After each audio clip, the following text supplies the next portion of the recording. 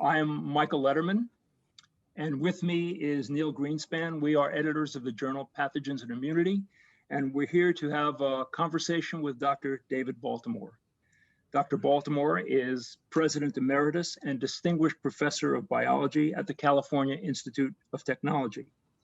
Dr. Baltimore received his undergraduate degree at Swarthmore and rapidly completed his PhD at Rockefeller University. After postdoctoral work in New York at the Rockefeller Institute and Albert Einstein and a faculty position at the Salk Institute, he returned to MIT, where he spent nearly 30 years and was founding director of the Whitehead Institute. His contributions to biomedical science and to science policy have been legion. His work has had major influence on the fields of molecular biology, virology, cancer, and immunology. He has trained numerous highly successful scientists who are leaders in their fields. He helped to organize the Asilomar Conference on Recombinant DNA that established the guidelines for how to deal with recombining DNA. He co-chaired the 1986 National Academy of Sciences Committee on a National AIDS Strategy, and in 1996 led the NIH Vaccine Research Committee. Among other notable works, he discovered the critical nuclear transcriptional factor NF-kappa B, the RAG1 and RAG2 genes that rearrange adaptive immune cell receptors, and he and Howard Temin independently discovered reverse transcriptase, reversing the canon of cellular information transfer, for which they each received the Nobel Prize. He is an accomplished researcher, educator, administrator, and public advocate for science and engineering, and is considered one of the world's most influential biologists. Welcome, Dr. Baltimore. Hello.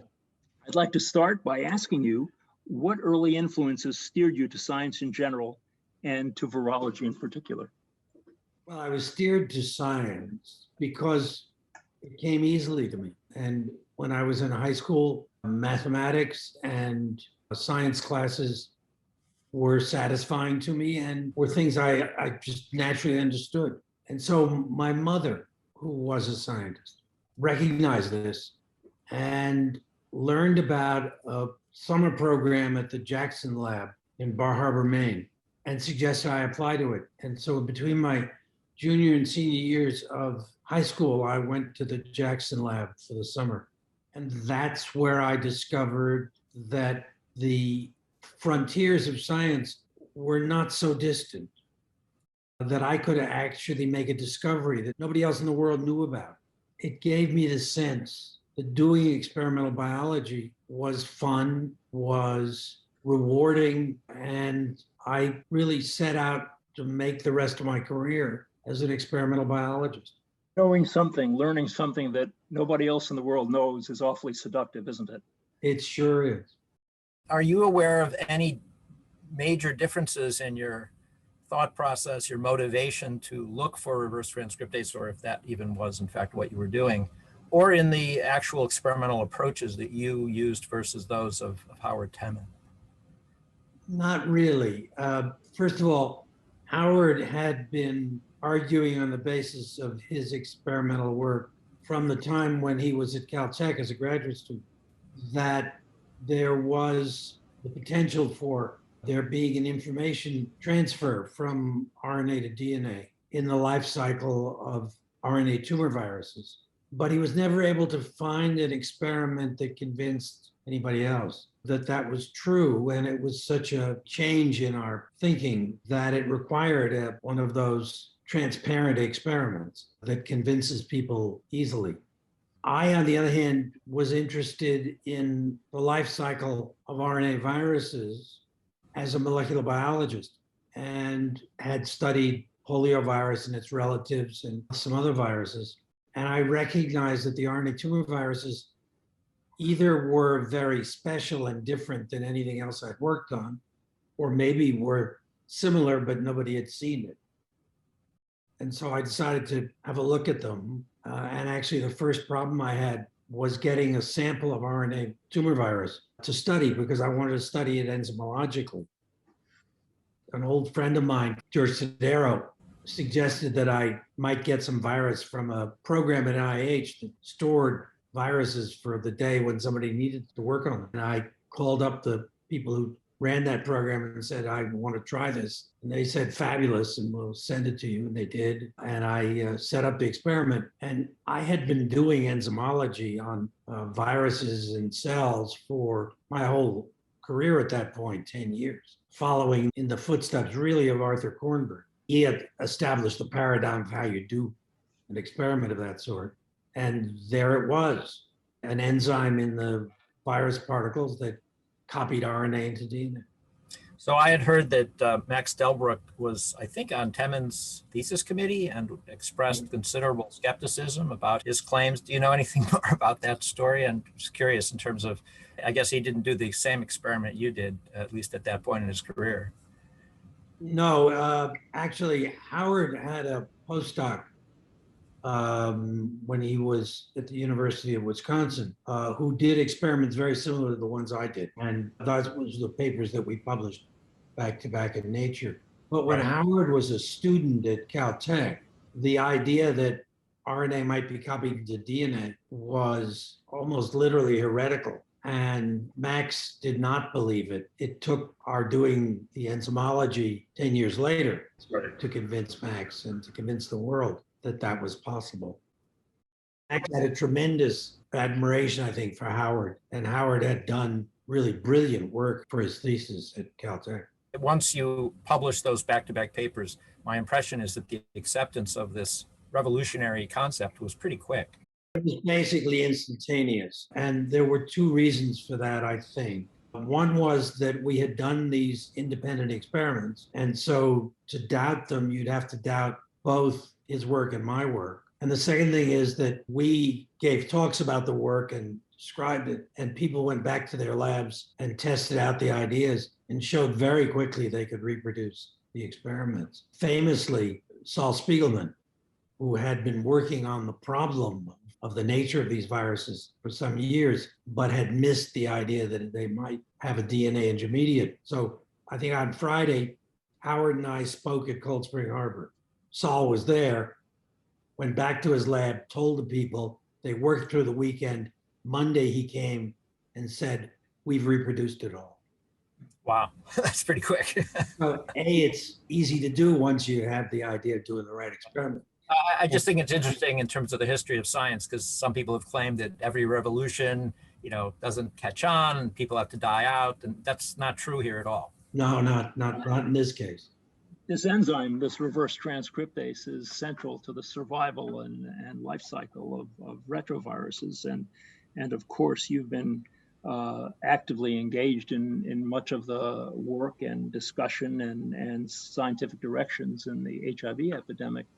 What do you think will be an effective, any effective immunologic approach to protection against acquiring HIV? Do you think we'll be able to do this? I am not sure whether we'll be able to make a vaccine. It is so elusive, so hard to pin down genetically. It's just not clear whether there can be a vaccine. If there is a vaccine, of course, that would be fabulous.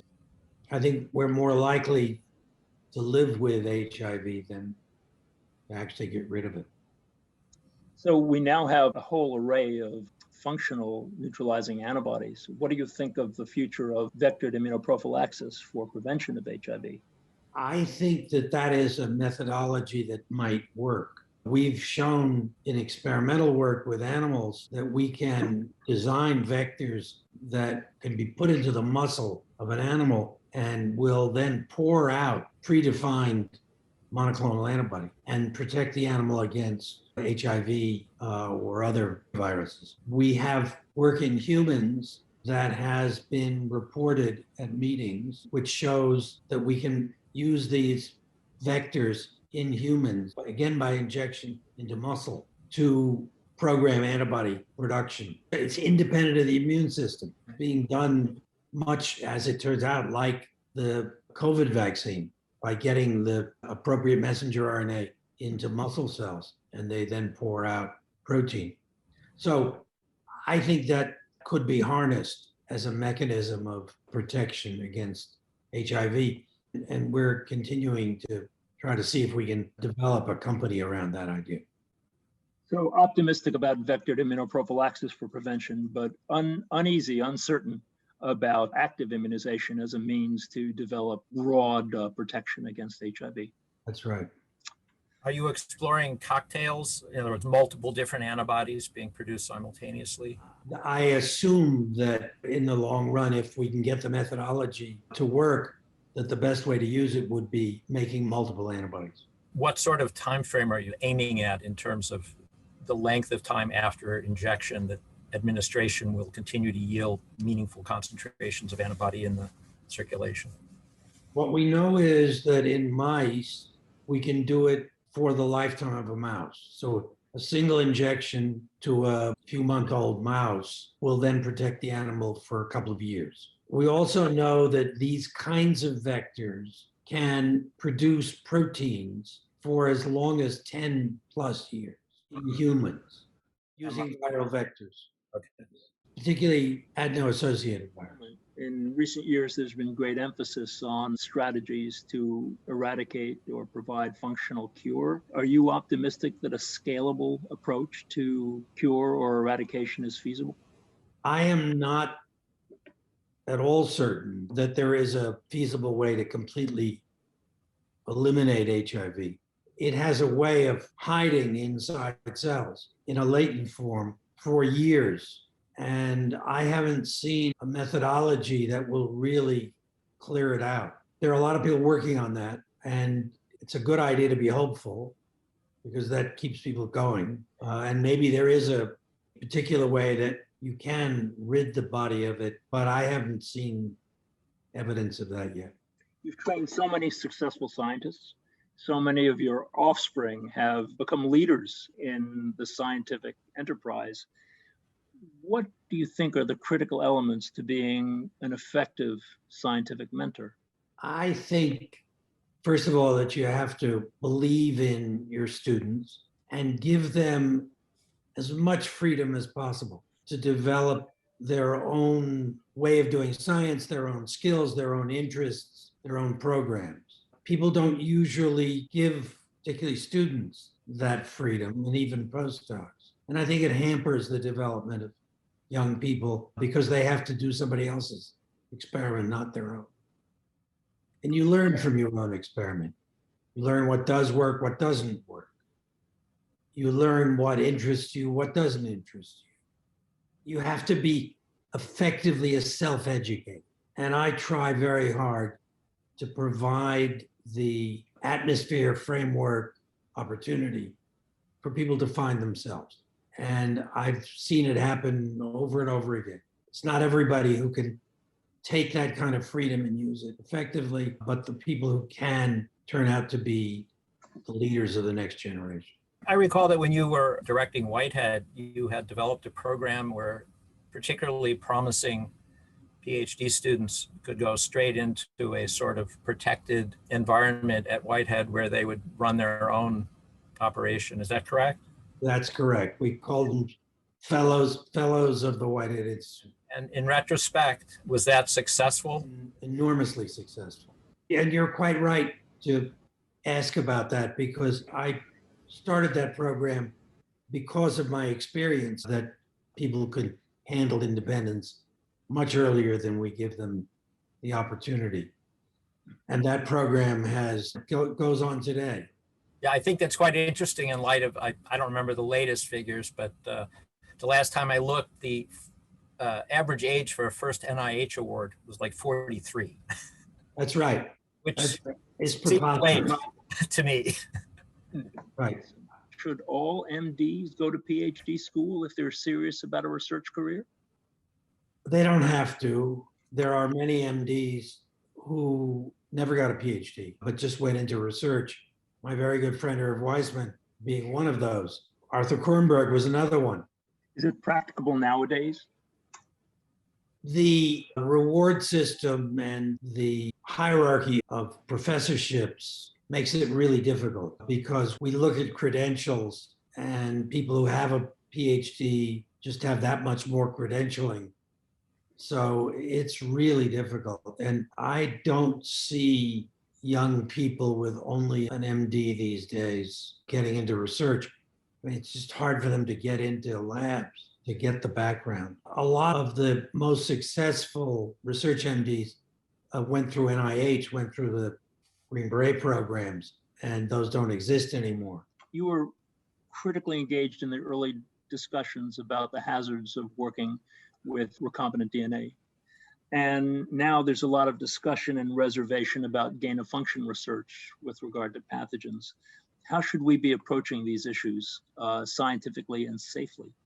We have to be very honest with ourselves about what might hold danger, and we have to control our instinct, which is to just do anything we can to generate progress and an understanding of life. And there are certain things we may have to hold back because they do create danger. And there's what we're learning from the COVID pandemic is the danger in the natural world. And so we have to be careful. At the same time, we don't want to hold back progress. And so there is a balancing there, and you have to be careful. Do you have any strong opinions about the rise of these bioarchives, medical archives of preprints, and whether that's good or bad for scientific publishing? These are, not yet peer-reviewed manuscripts. When I was a young scientist, we had them. There was a program, I guess it must have been NIH sponsored, and people just naturally gave their preprints to this program. As it got larger and larger, it became very expensive and ultimately was stopped. But I thought it was a terrific program because you got to look at science at the earliest possible time in its publication, when it's first submitted. And it just made progress faster. It oiled other people's experimentation and allowed them to take advantage of the most recent information. No, I think it's wonderful. It gets in the way of other problems. It often holds information which turns out to be wrong. It holds the information in a form and which may not be rigorous. And so you have to be careful. But I think it's a good thing. So this is an era where NIH funding is increasingly tight, increasingly difficult. It's increasingly difficult to distinguish among the strong applications that are reviewed by study section. And so in this very difficult time, how do we balance the role of targeted funding in response to notices by the NIH versus investigator-initiated original research that is not responsive to an RFA, for example? I'm a great believer in the creative force of young investigators. I think funding has to be largely directed to the people and ideas that are generated by the field of investigators. They don't necessarily have to be young. They could also be. They could be 43 years old. They could be 43 years old. They could be 55. They could be 80. They could be even 80. But the people who run the programs at NIH don't necessarily have the best ideas. And so their programs may be good, and they may, particularly if they are designed around the transition of information from the basic lab to practical utilization, they may actually be very valuable. You have to balance that off against keeping basic research going. So if you didn't get drawn immediately to a career in science, what would you have done? I don't know what I would have done. There's nothing that I've ever felt I was particularly good at outside of experimental biology. And so there's nothing that has attracted me to try. I like writing. I really enjoy writing, but I don't feel that I have the creativity of particularly a fiction writer. Well, we're glad you stayed with nonfiction. And I have one last question to ask you. My last question is, do you still play the tuba? No, I don't. Should we be happy that you don't, or should we be sad? Yeah, I was never great. I played the tuba into my first year in college, and then I was in the college orchestra, and they did a Stravinsky piece, and I could never come in on the offbeat. And I realized that there was no hope for me as a musician. Well, that's a great way to end this discussion. Dr. Baltimore, thank you so much for being with us. This was just fantastic.